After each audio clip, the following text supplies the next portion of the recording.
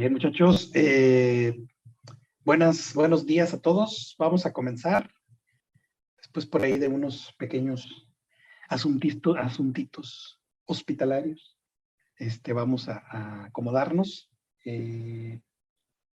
Estábamos revisando este apartado, ¿sí? Conceptos relacionados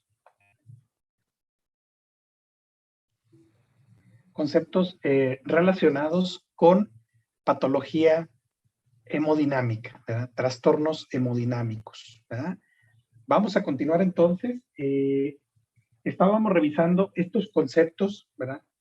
El concepto de hiperemia y el concepto de congestión vascular. Ambos representan un aumento de volumen de sangre local, ¿verdad? La hiperemia lo definen a nivel fisiopatológico como un proceso activo, porque la clave de la hiperemia es una dilatación arterial. Hay una dilatación de los vasos arteriales con aumento del flujo sanguíneo, ¿verdad? Y muy característico, el tejido se torna con una coloración rojiza, que es a lo que le llamamos eritema. Yo creo que en la parte clínica, ya ustedes más adelante les tocará ver que describan alguna lesión en cavidad oral, que describan alguna lesión en algún sitio dentro del cuerpo humano y les digan, es que tiene un halo eritematoso o tiene una zona eritematosa.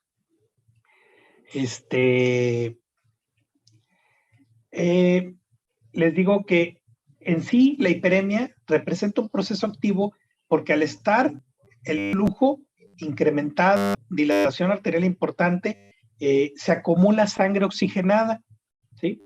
Un ejemplo donde encontramos hiperemia, ¿sí? Puede ser los procesos inflamatorios, ¿sí? O las infecciones, ¿verdad? Que atraen mucha dilatación vascular para rápido poder estar brindando los componentes de la inflamación, la fuga de proteínas, transmigración de leucocitos, ¿verdad? Y aquí encontramos un acúmulo de sangre oxigenada, por eso cuando vemos hiperemia, el tejido se muestra rojo, ¿verdad? Todo esto contrario al proceso de congestión vascular. La congestión vascular, lógicamente la definimos como un proceso pasivo. Aquí vamos a tener una reducción del flujo de salida de sangre, ¿verdad? Cuando hay una congestión, normalmente la sangre se encuentra estancada, ¿verdad? Y al haber un estancamiento, se acumula sangre desoxigenada y el tejido tiende a adoptar una tonalidad azulosa, a lo que le llamamos cianosis, ¿verdad? Esto debido a una estasis vascular y acúmulo de sangre desoxigenada, ¿sí? Lo importante de estos dos conceptos radica más en el de congestión, porque en el de congestión sí está relacionado a trastornos de carácter hemodinámico, ¿sí? La congestión la podemos encontrar en procesos, ¿sí? En procesos que conllevan a un estancamiento de sangre, tal es el caso del incremento de la presión arterial, la hipertensión arterial crónica, la insuficiencia cardíaca, muy importante. Son eventos que pueden conllevar a una congestión crónica de muchos órganos y la congestión cuando ya tiene mucho tiempo de estarse presentando, ¿verdad? Evidencia más bien en los tejidos datos de daño tisular, ¿verdad? Tómale foto y nos manda. ¿Ah, sí? Creo que por ahí tenemos algunos micrófonos prendidos. Déjenme lo silencio. Disculpe, doctor. Sí, dígame. No, queríamos saber como para cuándo nos podría entregar las calificaciones. Aguántenme tantito, no coman ansia, no coman ansia. Yo creo que probablemente ya para el día de mañana, en la tarde, porque hoy es miércoles, entonces yo creo que probablemente para el día de la mañana, ya tarde-noche, ya en la tarde-noche, ya tenga los resultados. Se los voy a hacer llegar al jefe de grupo,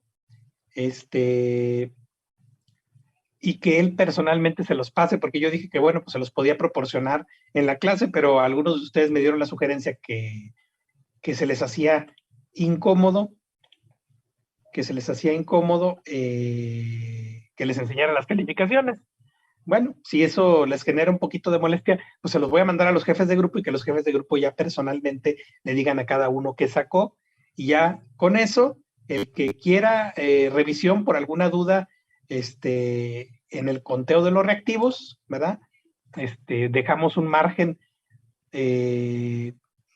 ya sea para el viernes o el sábado, y revisar la revisión, ¿verdad? De quienes que quieran acceder por alguna duda en el conteo de los reactivos, ¿verdad? Pero yo creo que ya para mañana, en la tarde, noche, ya se los estaré haciendo llegar a los jefes de grupo. Ahorita pues ya lo tengo en revisión, ¿verdad? Están en revisión, en eso va. ¿Sale, vale? Muchas gracias, doctor. Sí. Bueno.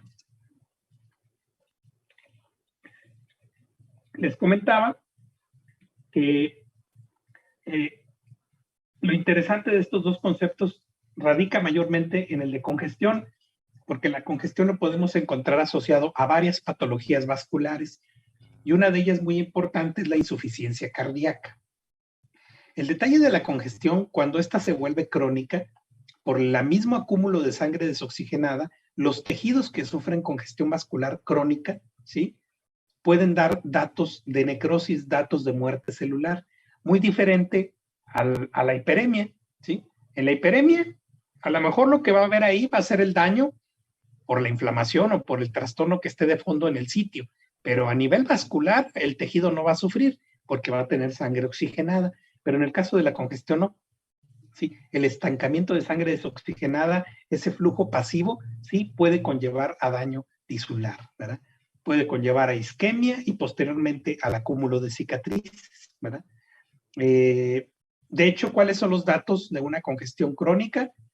Bueno, pues también puede haber rotura de capilares, ¿sí? Los capilares se rompen por un aumento de la presión hidrostática, ¿sí? Hay ruptura de capilares, fuga de sangre, o sea, pequeñas microhemorragias, y posteriormente el catabolismo de la hemoglobina que se salió de los vasos, ¿verdad?, para transformarla en hemosiderina por macrófagos, ¿sí? Y se puede ver pues el material de hemorragia antigua en el sitio de la congestión crónica, ¿verdad? El patrón de congestión crónica pues lo podemos encontrar muy similar en cada uno de los órganos que más se afectan. Por ejemplo, en la insuficiencia cardíaca, les digo, pulmones, hígado, riñón, ¿verdad? Son los que pueden mostrar esos datos de sufrimiento tisular. ¿Qué ocurre con la congestión pulmonar crónica? ¿Sí? Ya en un estatus de mucha isquemia puede haber un engrosamiento de los tabiques de los alvéolos pulmonares, obviamente rotura de capilares con acúmulo de macrófagos cargados de hemosiderina, ¿verdad? Que estos macrófagos cargados de hemosiderina, que son macrófagos espumosos, acuérdense que los macrófagos se comen todos los desechos del sitio de lesión celular. Estos macrófagos cargados de hemosiderina también se les llama hemosiderófagos, ¿sí? Entonces la van a ver por ahí en algunos textos de patología como hemosiderófagos, y se refiere a los macrófagos que se comen hemosiderina. Bueno, en una persona que tiene insuficiencia cardíaca, ¿sí?, el estudio del pulmón, por ejemplo, en una autopsia, puede mostrar estos datos: engrosamiento de tabiques, muchos hemosiderófagos, que de hecho reciben el nombre de células de la insuficiencia cardíaca, ¿sí? Y representan, ¿verdad?, células de la insuficiencia cardíaca, y representan estas representantes de los sitios donde hubo hemorragia antigua por la rotura vascular secundaria a la congestión crónica, ¿verdad? Congestión hepática aguda. También la congestión puede tener un patrón de presentación aguda, ¿verdad? En el caso de la congestión aguda, el sitio de drenaje del hígado, que es un componente llamado vena central, ¿verdad?, sí tiende a distenderse. Pues es un proceso de congestión, un proceso pasivo, ¿verdad? Hay distensión también de los sinusoides. Los sinusoides son canales vasculares que están en el hígado, ¿sí? Y los hepatocitos, que se encuentran adyacentes a estos sitios, a la vena central, que son los que se les apoda cerolobulillares, muestran datos de sufrimiento, datos de isquemia, ¿sí?, o necrosis. Este acomodo de vena central, hepatocitos centrolobulillares, Lo vamos a revisar cuando ya veamos gastro. Ahorita no me voy a meter a profundidad en explicarles cuál es la histología del hígado, porque no es el objetivo de esta plática, pero sí que no olviden que cuando hay una congestión crónica, los sitios que están adyacentes a las venas, que es donde se da el principal acúmulo de congestión, son los que principalmente sufren, ¿sí? Y ahí las células adyacentes son las que pueden tener datos de isquemia. La congestión hepática crónica, ¿sí? Es un hallazgo muy común del hígado en sufrimiento, en la insuficiencia cardíaca, ¿verdad? Ahora sí que por experiencia de su servidor, varias de las autopsias que nos tocaron a nosotros, de personas que sufrían infartos, ¿verdad? En el hígado podíamos encontrar, ¿sí? Esos estigmas de la insuficiencia cardíaca crónica, pacientes con hipertensión crónica, ¿verdad? Y el hígado era muy característico que mostraran este patrón apodado hígado de nuez moscada, ¿sí? Si alguien no ha visto o no reconoce una nuez moscada, póngale en el Google, póngale en el San Google, nuez moscada, imágenes. Bueno, hagan el comparativo con la imagen de que está de su texto, ¿verdad? El hígado de nuez moscada es un hígado que presenta datos de sufrimiento por una insuficiencia cardíaca y muestra una congestión hepática crónica.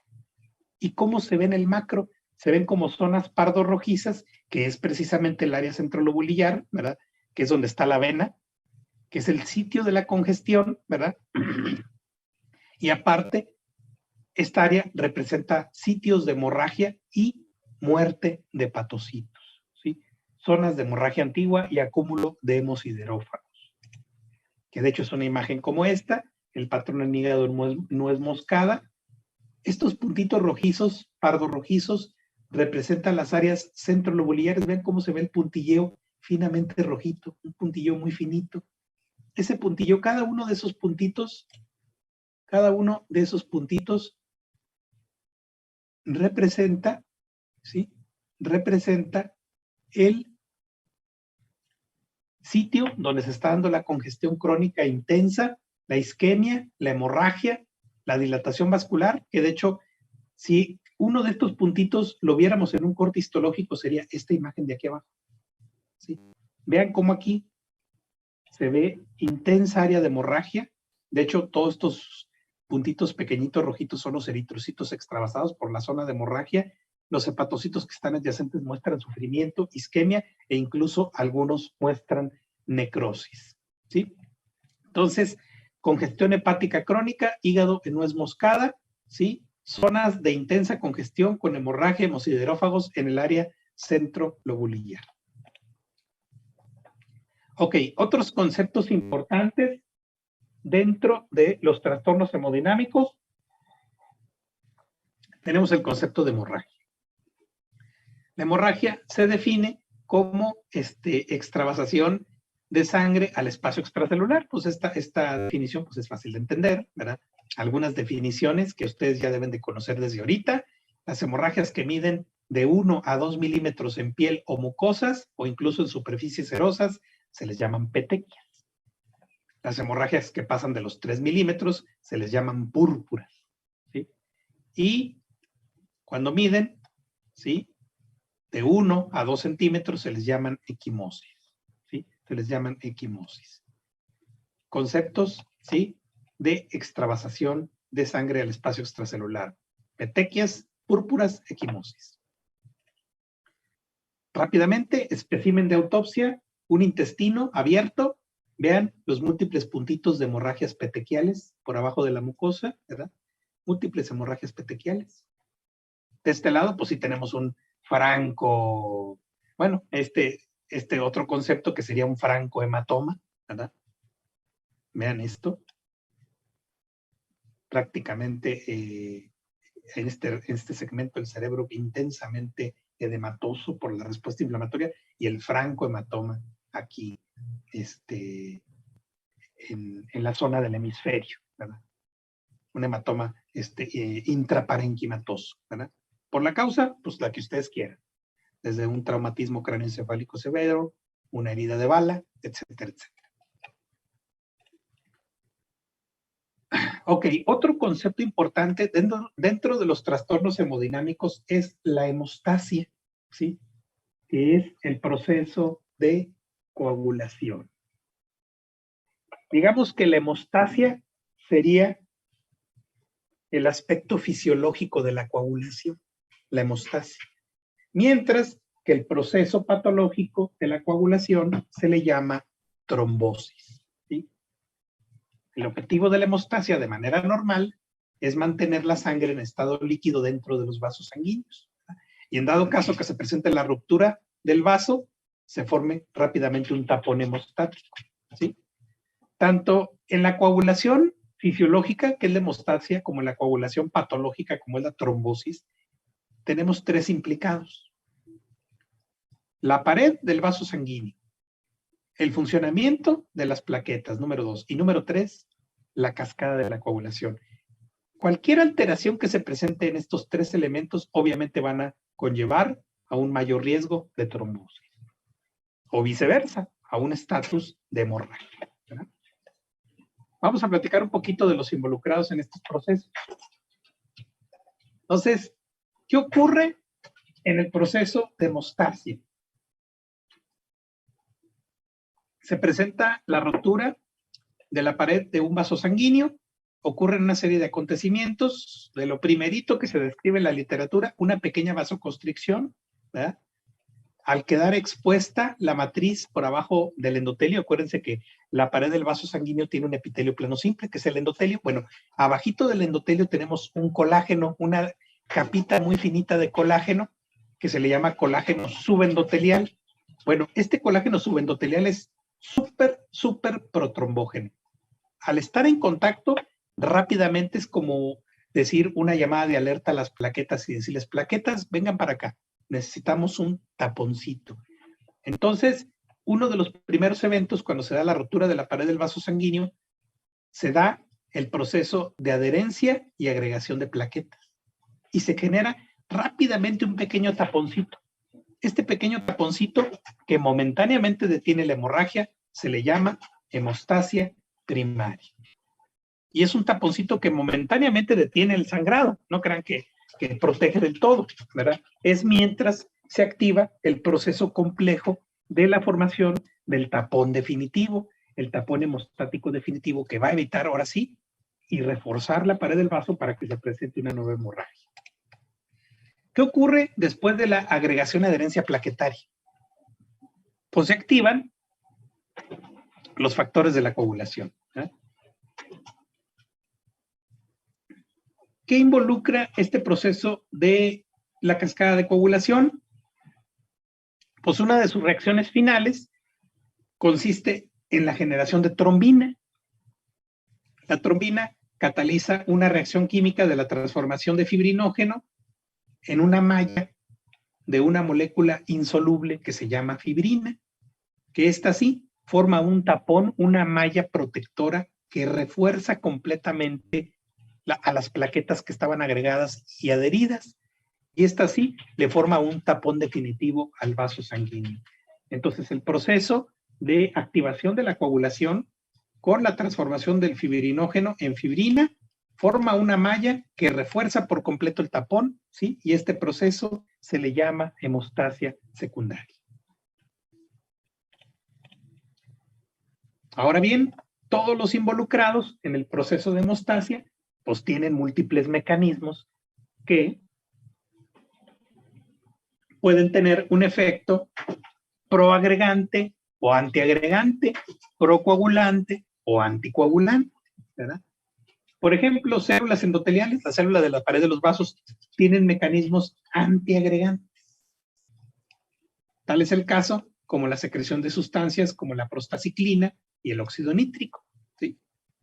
También hay mecanismos anticoagulantes, como la secreción de factores que activan la antitrombina 3 y la trombomodulina, ¿sí? Entonces, las mismas elementos involucrados, ya sea la pared del vaso, las células, tienen mecanismos de secreción de sustancias que pueden propiciar la coagulación o evitar el proceso de coagulación. Entonces, muy importante, las células endoteliales, ¿sí? Las células de la pared de los vasos, cuando se presenta una lesión y queda expuesto ese colágeno que les digo yo, que está por abajo de ellas, que se llama colágeno subendotelial, se expone la matriz de ese colágeno, ¿verdad? Y las plaquetas, ¿sí?, contactan con una sustancia llamada factor de von Willebrand, ¿sí? Y esto propicia la formación de un tapón de plaquetas, ¿sí? Entonces el factor de von Willebrand también es muy importante en el proceso de hemostasia. Entonces, esta primera etapa es lo que les digo, al ocurrir este evento de agregación, adhesión, las plaquetas cambian su forma. De hecho, las plaquetas circulando tienen una forma de disco, son de forma discoide. Cuando la plaqueta es llamada al proceso de adhesión y agregación plaquetaria, modifica su morfología. Y la plaqueta emite incluso como si fueran tentáculos, emiten como si fueran pseudópodos para irse a pegar a la pared de los vasos sanguíneos y agregarse. Esto es muy interesante, ¿verdad? En este proceso de agregación y adherencia, ¿sí?, hay que resaltar unos gránulos que se encuentran en las plaquetas que son muy importantes en este proceso de hemostasia primaria. ¿Quiénes son? Los gránulos llamados cuerpos densos, ¿sí? Porque estos contienen abundante calcio y difosfato de adenosina, que es un fuerte y potente activador de la coagulación. Todo esto dentro de la hemostasia primaria. Posterior a la hemostasia primaria viene la hemostasia secundaria, que involucra la cascada de coagulación. Pues prácticamente la definen como una serie de conversiones enzimáticas que se amplifican, ¿sí? Al final todo lo anterior culmina con la formación de trombina, ¿sí?, cuyo principal proceso, ¿verdad?, va a consistir en convertir el fibrinógeno, que es una molécula soluble, en una malla insoluble de fibrina que sella por completo el sitio donde estaban adheridas y agregadas las plaquetas y forma el proceso de hemostasia secundaria. La coagulación se divide en dos vías, ¿verdad?, de inicio, la vía extrínseca y la vía intrínseca, ¿verdad? En el caso de la vía extrínseca, pues esta se desencadena por un estímulo exógeno, ¿sí?, que viene por fuera, como la lesión de los vasos sanguíneos, y la vía intrínseca, ¿sí?, se da por la activación de un factor muy importante de la coagulación, que es el factor 12, ¿sí? Acuérdense que los factores de coagulación se les dan números, ¿sí?, con los números romanos, ¿sí? Y después de que se activa el proceso de coagulación, ¿verdad?, una característica importante es que esta debe quedar limitada al sitio de la lesión vascular y no extenderse más allá, porque si se extiende más allá, pues obviamente de ser una hemostasia se va a transformar en un proceso patológico llamado trombosis, ¿verdad? Siempre cuando se esté dando el proceso de coagulación, para evitar la fuga de sangre, solo se va a limitar al sitio de la lesión, nada más, ¿sí? Entonces, existen mecanismos que están en los alrededores del sitio de la coagulación que sirven como anticoagulantes, precisamente para evitar que el proceso de coagulación se extienda más allá del sitio de la lesión. Por ejemplo, aquí tenemos el grupo de las antitrombinas, ¿sí?, que inhiben la actividad de la trombina y de los factores como el 9, el 10, el 11 y el 12, ¿sí? Las proteínas C y S, que son proteínas K dependientes, que tienen función inactivando los factores 5 y 8 activados de la coagulación, ¿verdad? Entonces, con la activación de la cascada de coagulación, pues se ponen en marcha toda una cascada de fibrinolisis que tienen como objetivo regular, ¿sí?, regular el tamaño del coágulo principal, ¿sí? Entonces, es muy importante, con la llegada de la coagulación, pues también debemos de tener, ¿verdad?, también debemos de tener un proceso fibrinolístico que nos sirva como contraparte para evitar que la coagulación se extienda más allá del sitio de la lesión original. Entonces también tiene que haber una fibrinolisis, ¿sí?, una fibrinolisis que nos limite el proceso de coagulación y nos pueda generar, pues obviamente, una extensión del trombo más allá, y pues que con ello nos pueda conllevar a un riesgo, ¿no? ¿Sí? Las células endoteliales pues también se encargan del ajuste del equilibrio, de la coagulación y anticoagulación, mediante la liberación del activador del plasminógeno, que favorece la fibrinolisis, ¿verdad? Y todo esto pues ayuda al proceso de remodelación del coágulo y que quede limitado al sitio de la lesión. Ahora bien, eso es en relación a la hemostasia, ¿sí? Como proceso de coagulación normal. ¿Qué ocurre cuando la coagulación se vuelve patológica? La coagulación patológica se le llama trombosis, ¿verdad? Y más ahorita que el concepto de trombosis está más de moda con esto de la llegada del coronavirus y del COVID y del estatus inflamatorio y el mayor riesgo de fenómenos trombóticos, bla, bla, bla.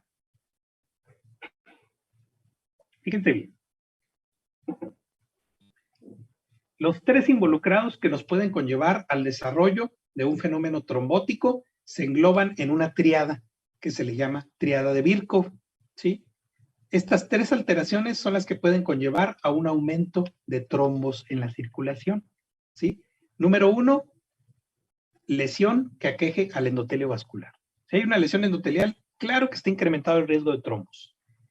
Éstasis, o sea, estancamiento o flujo turbulento de la sangre. También se incrementa el riesgo de trombosis. Y obviamente que los mismos elementos de la sangre generen un estado de hipercoagulabilidad, ya sea primario, o sea, hereditario, o ya sea secundario a una enfermedad. Entonces, estos tres involucrados, cualquier alteración en uno de ellos o en los tres, definitivamente son alteraciones primarias que nos van a incrementar la formación de trombos y queda englobado en el concepto de la tríada de Birkhoff. Las lesiones endoteliales pues tienen especial importancia, ¿verdad? Porque pues se relacionan con formación de trombos en el corazón, en la circulación de las arterias, ¿verdad? El ejemplo característico lo tenemos en las placas de aterosclerosis, ¿verdad? ¿Se acuerdan cuando platicamos de este mecanismo de adaptación celular, ¿verdad? La aterosclerosis, y llega un momento en donde el depósito de colesterol es tan intenso que de ser una estría se eleva, forma una placa, la pared del vaso se vuelve inestable y el mismo endotelio se vuelve susceptible a romperse, se vuelve susceptible a lesionarse por una gran placa de colesterol. Y obviamente la ruptura de una placa de colesterol pues va a llevar a la formación de un evento trombótico, ¿verdad? También las lesiones de los vasos sanguíneos, como por ejemplo las vasculitis, ¿sí? Acuérdense que esta incluso fue una pregunta del examen, ¿verdad? ¿Cuál es el patrón de necrosis que encontramos asociada a las lesiones de vasculitis? Pues una necrosis fibrinoide, ¿verdad? Las lesiones vasculares que inflaman los vasos sanguíneos, ¿verdad? También conllevan a una exposición del colágeno subendotelial y también un incremento del riesgo de trombos. Entonces, las personas que tienen enfermedades autoinmunes, que manejan vasculitis como la esclerodermia, como el lupus, ¿verdad? ¿Qué otra más me viene a la mente? La dermatomiositis, ¿verdad? Que son enfermedades del sistema inmunológico, cursan con vasculitis y si la vasculitis es muy intensa, tienen riesgo elevado de formar trombos en el sitio del daño. Estado de turbulencia. Pues la turbulencia también contribuye a la trombosis, pues definitivamente. ¿Por qué? Porque genera un fenómeno de contracorriente y estancamiento de la sangre, ¿verdad? Ejemplos donde podemos observar un incremento en la turbulencia, pues por ejemplo las dilataciones anormales de los vasos, como los aneurismas, ¿verdad? ¿Por qué? Porque en estos sitios la sangre en su paso genera un estatus de turbulencia.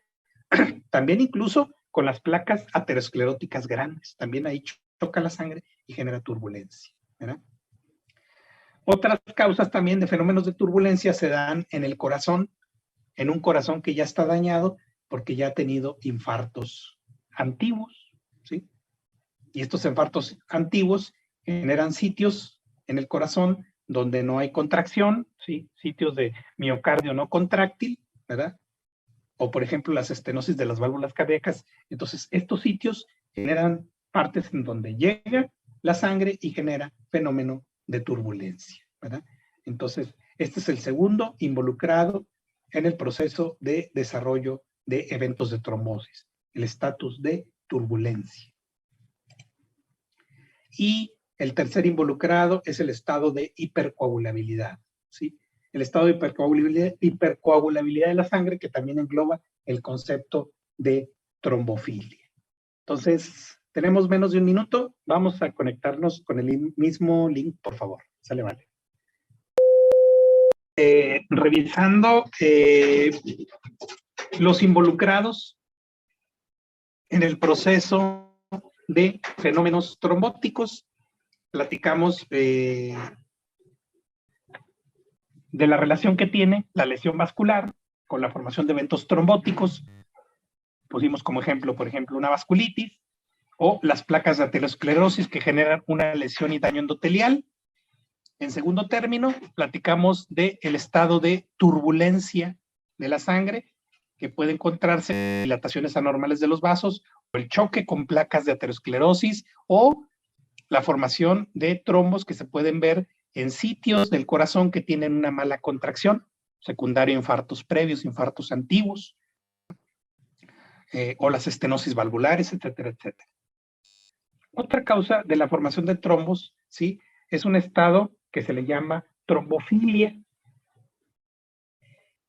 En este caso, ¿verdad?, de los tres, yo creo que es el que menos contribuye a la formación de trombos, ¿verdad?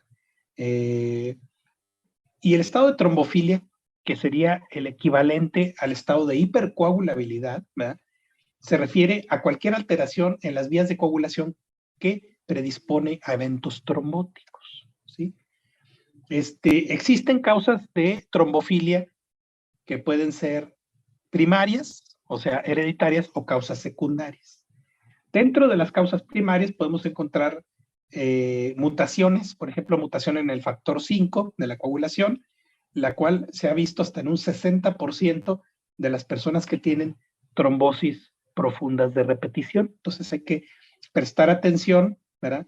Si tenemos a una persona joven, ¿sí?, a una persona joven que tiene un evento de trombosis, ¿sí?, o ya ha tenido eventos recurrentes de trombosis, pues hay que prestar mucha atención, porque probablemente pueda ser el caso, ¿verdad?, de que tenga una alteración hereditaria, una alteración genética, y uno de los más estudiados, pues es la mutación del factor 5. Les digo, hasta un 60% de las personas que tienen trombosis de repetición.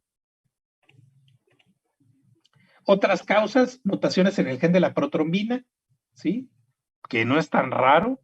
1 o 2 de cada 100 personas pueden tener mutaciones en el gen de la protrombina, y esto incrementa las posibilidades de tener eventos trombóticos, ¿sí?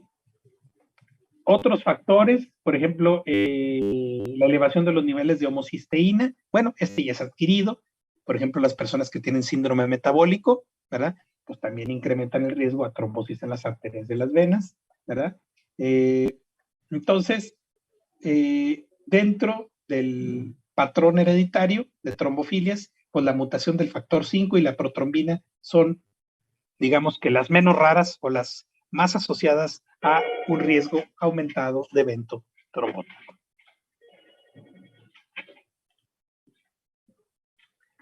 Ok. Tenemos otras causas de trombosis, o otras causas de trombofilia más bien, o de hipercoagulabilidad adquirida, ¿sí? Por ejemplo, trombofilia secundaria al uso de algunos medicamentos, ¿verdad?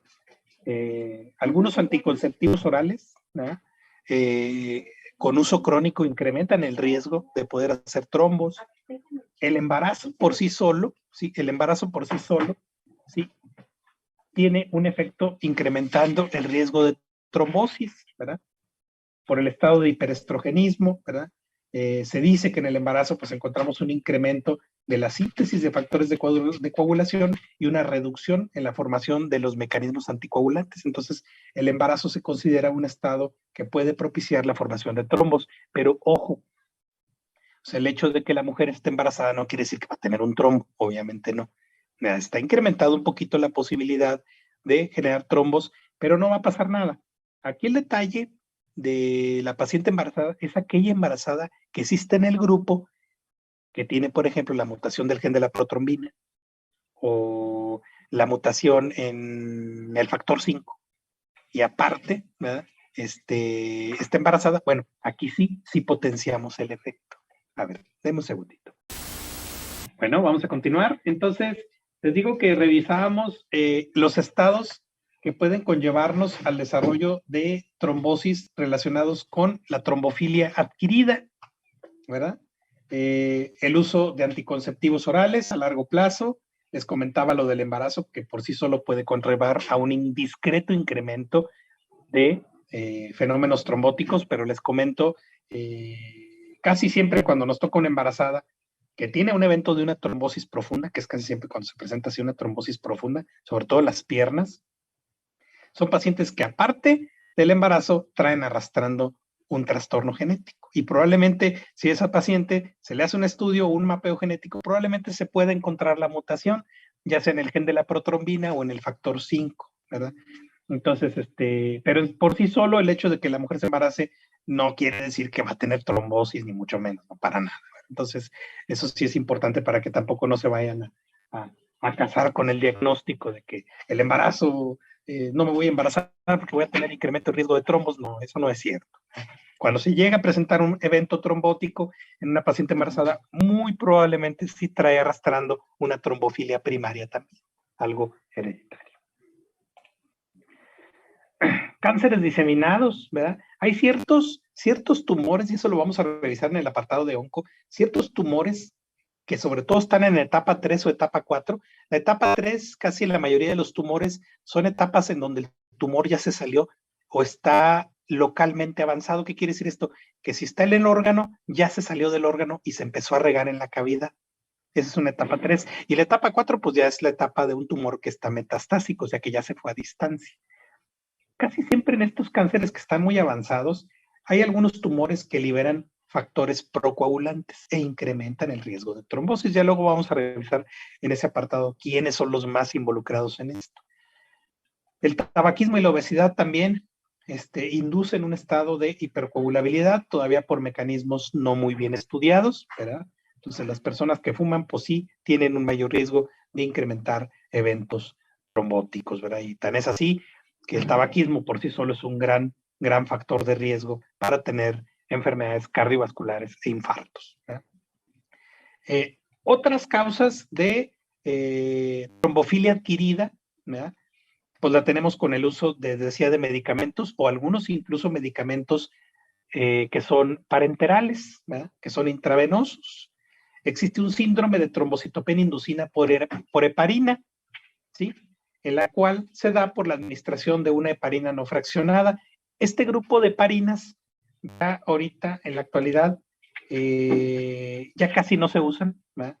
Ya ahorita ya hay nuevos tipos de heparinas, que son heparinas de bajo peso molecular, que disminuyen este riesgo. Con ese grupo de heparinas, de las primeras que se utilizaron para administrar a nivel hospitalario, cuando se usaban con estos pacientes, se inducía una formación de anticuerpos, lo cual ocasionaba un incremento de agregación y un proceso o un fenómeno llamado coagulopatía por consumo, ¿sí? El cual causa un estado protrombótico, paradójicamente, aunque haya una depresión de plaquetas, ¿sí? Este es el síndrome, ¿sí? De coagulopatía por consumo, que se da con el uso de heparinas, pero son con las heparinas antiguas. Ya las heparinas nuevas, ¿sí? De bajo peso molecular, estas ya el riesgo es muy mínimo, ¿verdad? Sí, ese grupo de heparinas de alto peso molecular casi ya no se usan, ¿sí? En el área hospitalaria por eso ya se usan las nuevas heparinas y este riesgo pues prácticamente ya ha desaparecido, solo queda como una anécdota, ¿verdad? Otro evento que nos puede conllevar a un estado de trombofilia son las pacientes que padecen síndrome de anticuerpos antifosfolípidos, ¿sí? Les digo porque la mayor parte de estos casos se asocian al lupus, ¿verdad? Y el lupus es una enfermedad casi por completo de las mujeres, con una relación 10-1 contra los hombres, ¿verdad? El síndrome de anticuerpos antifosfolípidos, ¿verdad? Estas mujeres tienen un incremento de riesgo de trombosis, ¿sí? Y también se asocian a abortos de repetición, ¿verdad? Entonces, una paciente que ya ha tenido abortos de repetición e incluso tuvo un evento trombótico y se hospitalizó, aguas, hay que investigarle. Probablemente tenga el síndrome o incluso esté relacionado a una enfermedad inmunológica, una enfermedad autoinmune. Entonces, el síndrome de anticuerpos antifosfolípidos también se relaciona con el riesgo de desarrollo de trombosis. ¿Sí? Aquí está. Esta patología puede ser primaria, o sea, que surge por sí sola, o secundaria a otra enfermedad inmunológica, principalmente asociado al lupus eritematoso, ¿verdad? Existe una forma, ¿verdad?, que le llamamos forma grave del síndrome de anticuerpos antifosfolípidos, que le llaman así, síndrome catastrófico de anticuerpos antifosfolípidos, ¿verdad? Y en este caso, estos eventos trombóticos generan microembolias, microémbolos que se diseminan por todo el cuerpo, con incluso una falla multiorgánica hasta en el 50% de los casos. Entonces, también existe una forma grave de este evento de síndrome de anticuerpos antifosfolípidos. Ya se va ahorita y bueno, el viernes y le damos seguimiento. Ok. ¿Cuál es la característica morfológica de los trombos? ¿Qué se ve en el microscopio cuando yo estudio un trombo? Fíjense bien. Pues bueno, muchos van a decir, pues nomás un montón de plaquetas y fibrina. Pues sí, ¿verdad? Pero también, de acuerdo al sitio en el que se encuentra el trombito, ¿verdad?, nos da un cierto aspecto microscópico de una manera u otra si se encuentra en las venas o si se encuentra en las arterias, ¿verdad? Cuando un trombo se origina, casi siempre queda colgando de uno de los extremos, ¿verdad? Y otra parte queda flotando entre la circulación, ¿verdad? Pero siempre va a mostrar un sitio de adherencia, ¿verdad? El detalle de los trombos, ¿sí?, es que si este va creciendo, puede llegar un momento en donde se pueda fragmentar y pueda formar émbolos. El émbolo es un fragmento del trombo que se extiende a distancia y tiene la posibilidad de generar un evento de infarto. Entonces, cuando se observa un trombo en el microscopio, incluso también en el macro, pero se ve más en el micro, se observan unas pequeñas líneas, ¿sí?, al momento del corte. Estas líneas características se les llaman líneas de Sahn. Cada una de estas líneas representa el depósito de plaquetas y glóbulos blancos, que hace que se vean como unas pequeñas líneas pálidas que alternan con líneas oscuras o con capas más oscuras, que son las capas donde están los glóbulos rojos, ¿verdad? Entonces, cuando yo corto un trombito, puedo ver este aspecto como laminado, ¿sí? Y las líneas más claras van a ser las líneas de Sahn, o sea, serían las menos oscuritas y corresponden a plaquetas y glóbulos blancos, mientras que el resto de las laminaciones que se ven más oscuras o rojo más oscuro son los glóbulos rojos. Otros conceptos relacionados con los trombos, ahí les va. Trombos que se localizan en las cámaras del corazón o en la luz de la aorta reciben el nombre de trombos murales, ¿sí? Esto grábenselo porque cuando vayan a cardiología, en cardio, a ellos les gusta mucho utilizar este concepto. Es que le hicieron un ecocardiograma y sí le encontramos por ahí un trombo mural en el ventrículo izquierdo. Bueno, ya van a decir, es un trombo mural. Cuando son trombos de las cámaras cardíacas o la luz de la aorta, se llaman murales. Ahora, ¿cómo son los trombos que se presentan en las arterias? Los trombos que se presentan en las arterias por lo regular son oclusivos, tapan casi por completo la luz, ¿verdad? ¿Cuáles son los sitios de presentación más frecuentes de trombos arteriales, o sea, trombos de arterias? Pues desgraciadamente, principalmente están en las coronarias, en los vasos cerebrales o en la femoral, pero son por mucho muy frecuentes las coronarias y tan es así que son una causa muy frecuente de muerte a nivel mundial. El infarto de miocardio, que sería entonces un evento trombótico en la circulación arterial. Rápidamente, aquí tenemos un corazón de un espécimen de autopsia, acá arriba. Aquí está la pared ventricular. ¿Vieron? ¿Sí?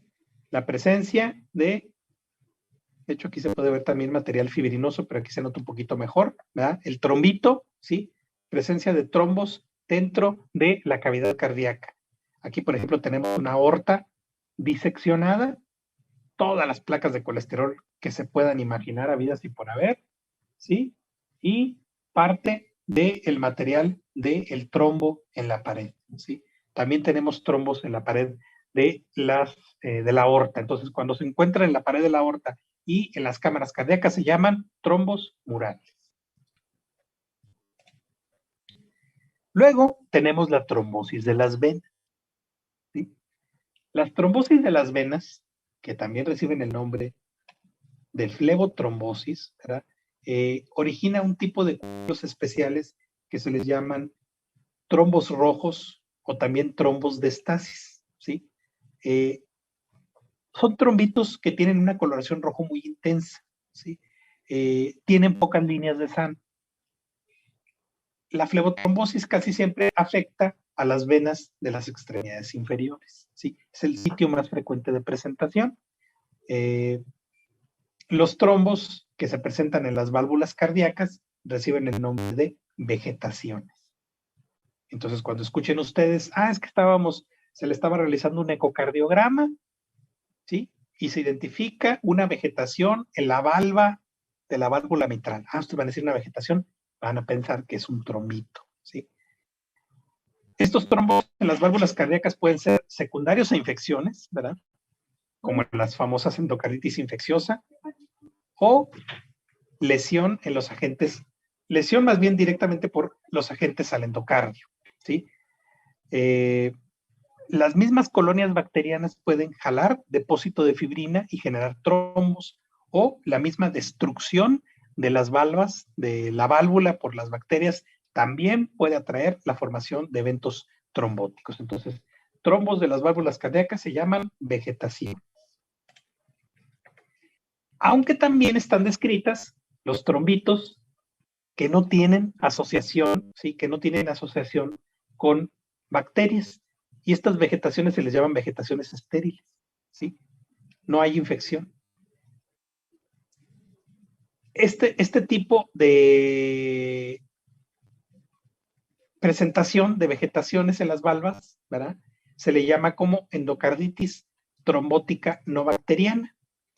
Yo creo que el ejemplo de estas vegetaciones estériles las podemos observar en el lupus y reciben el nombre de endocarditis de Liebman-Sachs. En este caso, sí, hay trombitos, hay vegetaciones en la válvula cardíaca, pero son estériles, no están asociadas a infección bacteriana. ¿Cuál es la evolución que puede seguir un trombo? Post de evolución del trombo puede seguir estas etapas. El trombo puede propagarse, desgraciadamente, acumula más plaquetas y fibrina y va creciendo, y de estar adherido en su cabecita al endotelio, empieza a extender la colita del trombito cada vez más lejos, cada vez más lejos. Puede propagarse. Incrementa depósito de plaquetas y fibrina. Número 2, que se le desprende un pedazo al trombo. Y cuando se le desprende un pedazo al trombo de plaquetas y fibrina, este fenómeno se llama embolización. Lo malo de la embolización es que el trombo, tarde que temprano, se atora a distancia, ¿sí? Número 3, que el trombo se diluya, el proceso de disolución simplemente se diluye y desaparece, ¿verdad? Obviamente que de todos los eventos, pues este sería el mejor, ¿verdad? Porque desaparece el trombito y se acaba la posibilidad de que pueda haber una embolización. Otro fenómeno que también se encuentra en los trombos es que se organice, ¿sí? Que se pegue, que se adhiera a la pared del vaso sanguíneo, e incluso si el trombo es muy grande, se empiecen a formar canales dentro del trombo con un crecimiento de células endoteliales e incluso células musculares del vaso al que se adhirió, y empiecen a formarse túneles vasculares dentro del trombo. Este es el fenómeno que se llama recanalización, ¿sí? Entonces, también esto puede presentarse. Esto lo vemos por lo regular en las venas de gran calibre, ¿verdad? Por lo regular con los vasos venosos de gran calibre. A lo mejor las venas profundas de la vena femoral, ¿verdad? Las ilíacas primitivas, ¿verdad? O incluso podemos mencionar la vena cava inferior, las grandes venas, ¿verdad? Donde se adhieren grandes fragmentos de material trombótico, se pegan, se organizan en la pared de la vena y posteriormente tienen fenómenos de recanalización, ¿verdad? Entonces, la bronca con los trombos o la flebotrombosis lo tenemos sobre todo cuando los trombitos se presentan en las venas profundas. En las venas superficiales no es tanto el problema, porque casi siempre en las venas superficiales el trombo no prolifera tanto, no se propaga tanto, pero en las venas profundas sí tiene más posibilidades de propagarse y más aún embolizar y generar trombitos que se atoran en la circulación pulmonar y obviamente generen un infarto. Rápidamente, los fenómenos, les digo, no todos tienen que pasar, ¿verdad? Ahora sí que cuando se presenta un trombo venoso, ¿sí? Puede ser cualquiera de estos o puede seguir todos los caminos o solamente uno. La propagación del trombo, el trombo se va extendiendo a distancia. Resolución, simplemente se absorbe, se diluye con la fibrinolisis y desaparece. La embolización a la circulación pulmonar, que esto es muy peligroso, ¿verdad? O que se organice con la pared y se recanalice, forme túneles, ¿sí? Forme túneles dentro de lo que es esa misma estructura del trombo y tenga un proceso de recanalización. Fenómenos que están relacionados pues, con el mayor incremento de trombos, pues tenemos trastornos graves, ¿verdad? Como lo es la coagulación intravascular diseminada. Les digo que otro concepto que encontramos dentro de los trastornos hemodinámicos es este concepto de CID, que así le llaman los internistas y los intensivistas. Se le llama coagulación intravascular diseminada. Pues este padecimiento lo encontramos relacionado con pacientes que se encuentran en estado de mucha gravedad. Son pacientes que están por lo regular en cuidados intensivos, ¿verdad? Este proceso de coagulación intravascular diseminada, ¿verdad? En la evolución de su enfermedad grave o de su enfermedad muy avanzada, que pueden ser desde complicaciones obstétricas, neoplasias malignas en estado muy avanzado, y les digo, por lo regular son pacientes que están en terapia intensiva, ¿sí? Empiezan a presentar de manera súbita o insidiosa múltiples trombitos, y estos trombitos empiezan a diseminar por toda la circulación, ¿sí? Y llega una etapa en donde son tantos los trombitos que se empiezan a diseminar por toda la circulación y aparece un fenómeno que se le llama coagulopatía por consumo. Y luego, paradójicamente, se activa la fibrinolisis y empiezan a tener hemorragias paradójicas. Ya les tocará a ustedes, cuando estén en cuidados intensivos, ver pacientes que tienen CID, ¿verdad? Y cómo se empiezan a ver los estigmas de los trombitos, sobre todo se ven en las extremidades. Empiezan primero a hacer una especie de manchas purpúricas en la parte final de las manos o en la parte final de los pies, en la parte más distal, ¿verdad? Y posteriormente empiezan a aparecer hemorragias petequiales en todas las manos, en los brazos, y todo esto representa las complicaciones de la CID, ¿sí? Entonces, casi siempre cuando tenemos una coagulación intravascular diseminada, tenemos un paciente en un trastorno grave, muchas de las veces en terapia intensiva. Súbitamente empiezan a aparecer trombos de fibrina en la microcirculación, obviamente se atoran los trombos y posteriormente hacen una etapa paradójica de hemorragias, empiezan a sangrar por todos lados. Por eso son pacientes sumamente graves que hay que tener mucho, mucho cuidado con ellos. Les digo, ya cuando lleven medicina interna, sobre todo en cardio, les van a platicar. Entonces les decía que este grupo de pacientes que tienen coagulación intravascular diseminada son pacientes graves, tienen primero una etapa de trombosis y posteriormente una etapa de activación de fibrinolisis, ¿verdad? Con hemorragias paradójicas. Les digo, ya cuando lleguen a medicina interna van a tener la oportunidad de conocer a más a profundidad toda esa fisiopatología de la CID, que de hecho vamos a revisar un poquito también en el estado de shock. Definiciones. Otra definición en relación a trastornos vasculares. hemodinámicos, embolia. Se define como una masa sólida, líquida o gaseosa que se libera dentro de los vasos, se transporta por la sangre hacia un punto alejado del origen, ¿verdad? Casi la mayoría de los embolismos se deben a una trombosis en las venas. Casi la mayoría, ¿verdad? Obviamente, la consecuencia de una embolia, pues definitivamente va a ser la presencia de un infarto. Entonces, cuando nosotros hablamos de embolia, y esto es muy importante, para que no se vayan a quedar ya con el concepto que mucha gente dice, es que le dio un embolio, le dio un embolio, le dio una embolia, ¿verdad? Ustedes ya saben que la definición de embolia es específicamente el trombito que se desprendió y fue y se atoró a distancia, ¿verdad? Lo único que pueden decir ustedes y que pueden garantizar es que tiene un infarto, pero que haya sido por una embolia o que haya sido por la formación de un trombo ahí, eso no hay manera de saberlo. Muchas de las veces sí puede ser un embolismo a distancia, otra simplemente es una placa aterosclerótica que está en ese vasito cerebral y generó el infarto, ¿verdad? Pero sí el concepto de la embolia es meramente esa masa sólida, líquido gaseosa, que se extiende a distancia y se atora en un punto lejano y genera un infarto. Embolia de embolismo. Obviamente, pues lo más temido dentro de la patología vascular, ¿verdad? A nivel venoso, pues es la embolia pulmonar, ¿verdad? En la embolia pulmonar, pues tenemos un trasfondo o un contexto de una trombosis profunda, principalmente los miembros inferiores, ¿verdad? Esto se da mucho en personas que tienen estados prolongados de reposo por cirugías, ¿verdad? Y aparte agréguenle si este paciente tiene datos de tener alguna mutación por ahí escondida que no sabe, ¿verdad? La presentación de una embolia pulmonar, ¿verdad? Posterior a una trombosis profunda casi siempre se da posterior a que el paciente esté en reposo, recostadito, y posteriormente cuando recupera el estado de bipedestación, se pone de pie, el mismo contracción muscular hace que se desprende el trombo y en cuestión de minutos puede tener un cambio, datos de una insuficiencia respiratoria y el paciente se desvanece, ¿sí? Y lo que ocurre es que el trombo, gran trombo, se atora casi siempre en la bifurcación de la pulmonar.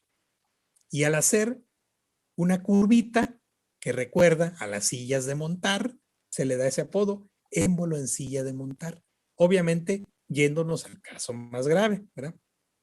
Muchos de los trombos, ¿verdad? Gracias a Dios, un alto porcentaje, no suelen producir síntomas clínicos. Algunos de ellos, si acaso, pueden producir una tos crónica. Y ya después, en una radiografía se puede ver ahí el infarto antiguo, ¿verdad? Pero son por lo regular trombos pequeñitos. Aquí está la imagen clásica del trombo en silla de montar por el desprendimiento, ¿sí? De una trombosis profunda de miembros inferiores. Vean cómo va aquí el trombito y aquí se atora en la bifurcación de la pulmonar, generando ese aspecto como si fuera una silla de montar, ¿eh?